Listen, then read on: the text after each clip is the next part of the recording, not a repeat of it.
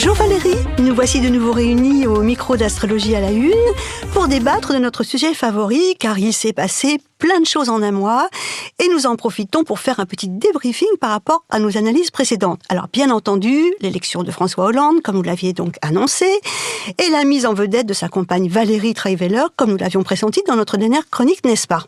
Bonjour Meredith, en effet, on n'en attendait pas moins du retour de Jupiter sur son Jupiter qui l'a propulsé sur le devant de la scène politique. On peut parler aussi d'un nouveau cycle de vie pour sa compagne. Alors tout comme la nomination de Jean-Marc Ayrault comme chef du gouvernement, regardez Valérie comment Uranus est à l'œuvre et avec quelle rapidité ce ministre devient populaire auprès des Français, alors qu'il y a quelques semaines, franchement, pas beaucoup de monde le connaissait. Meredith, vous souvenez-vous, nous avions trouvé le ciel des proches de Nicolas Sarkozy, la dernière fois très nuageux. Oui, en effet. Mais alors maintenant, nous allons passer à l'avenir. Il est difficile de ne pas aborder le sujet des législatives, bien qu'établir des prévisions pour l'ensemble des candidats est totalement irréalisable. Pensez-vous, Valérie, que François Hollande et son gouvernement puissent être mis en danger par ces élections législatives ? Au contraire, on est dans un climat d'ouverture. François Hollande et son gouvernement ont le vent en poupe puisqu'Uranus stimule les troupes. On peut dire que le gouvernement Hollande est porté par une dynamique, surtout durant les 2 premières années du quinquennat. Alors, autre sujet d'étude, les compatibilités des membres du gouvernement avec le président, mais aussi entre eux. S'il fallait démontrer, Valérie, que l'astrologie est une affaire d'énergie, la composition de ce gouvernement en est une démonstration criante. Nous n'avions pas toutes les dates de naissance de tous les ministres encore, mais il est intéressant malgré tout de constater les astralités de certains membres du gouvernement actuel. Alors un président né sous le signe du Lion ascendant Gémeaux, donc mélange de feu et d'air, qui s'est entouré d'un nombre incroyable de ministres nés sous le signe des Gémeaux, de la Balance et du Verseau, à commencer par son premier ministre, Verseau ascendant Bélier. Oui, belle complémentarité d'entrée de jeu.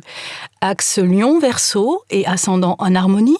Autre Lion, né un 13 août, Manuel Valls, avec une lune en Capricorne. Comme François Hollande, on comprend que ces deux hommes ont des atomes crochus. Mais ce n'est pas tout, Valérie. Laurent Fabius est Lion ascendant Balance. Il fait son anniversaire le même jour que Victorin Lurel, dont on ne connaît pas l'ascendant puisqu'on n'a pas son heure de naissance. Oui, décidément, l'axe Bélier-Balance est très représenté dans ce gouvernement. Nadja Vallaud-Belkacem fête son anniversaire un 4 octobre, comme la ministre des Sports Valérie Fournéron. Alors, dans la famille Balance, nous avons également Geneviève Fioraso, ministre de l'Enseignement supérieur.